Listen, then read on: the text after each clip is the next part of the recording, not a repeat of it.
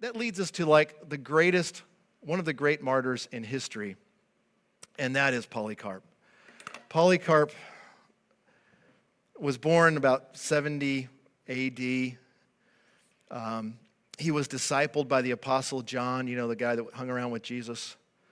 And he had gone to this church, and he had been a pastor there. He'd been a leader there in that church. Well, the Romans hated him. Why? Because he would not say Caesar is Lord. He wouldn't take the pinch going into the marketplace, cast it into the fire, and say Caesar is Lord. The Jews hated him because they kept saying Jesus was the Messiah, and they were saying, no, he's not the Messiah, and they hated the Christians, and they used their financial resources to fund and to support and to encourage the killing of the Christians. So Polycarp has preached, and by the grace of God, he's endured a lot of horrible things, but he hasn't been martyred yet. And the authorities are now looking for him, and the Christians have him in hiding. Paul was in hiding at different times. He was in hiding like that. Well, the authorities abduct two young men. And as you read the story, it doesn't say this, but I'm assuming these are two young men that he had either led to Christ or had discipled in his life, because they knew exactly where Polycarp was. I guarantee you they had heard him preach many times. I guarantee you they had been with him in Bible studies. I'm sure, just knowing about the life of this man, that he had prayed over them numerous times. But they are tortured, and rather than being faithful unto death, they acquiesce and they say, we'll tell you. And so they take the authorities and they go to the little hut where he's hiding, and they bring all the authorities. They knock on the door. The Christians are trying to get Polycarp to hide and run out the back, escape into the wilderness, and he's like, no, the will of the Lord be done. Now is my time, so be it.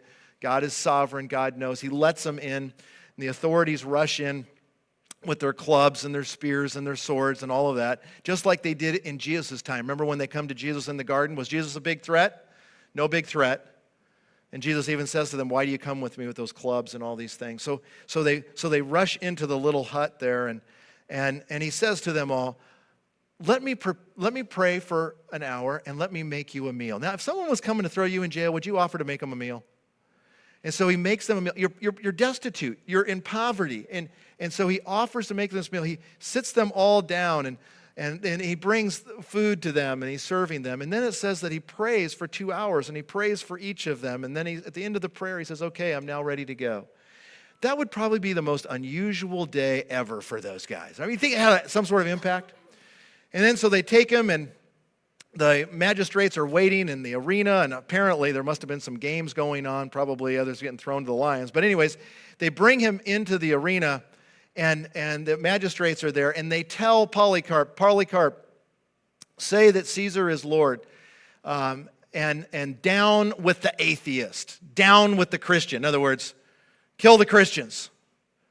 So Polycarp thinks, and he looks around, and he looks at him, and I can't wait to see this video when I get to heaven. I hope it's in, HD, DVD, something. Anyways, and he looks at him and says, down with the Christian, down with the atheist. The magistrate's like, oh, we're getting somewhere. We're going to get this guy. And then he says to him, just say now Caesar is Lord.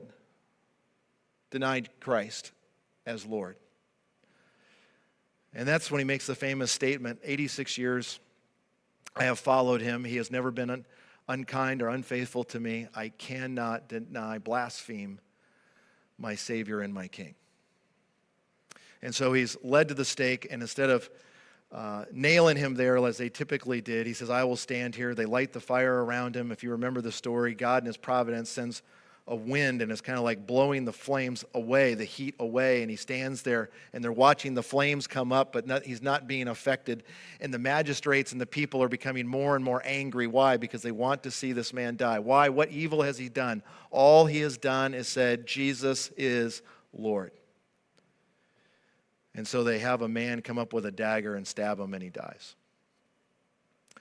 And the Christians in this city wrote the story so that we would know what it meant for one to be faithful to Christ until death.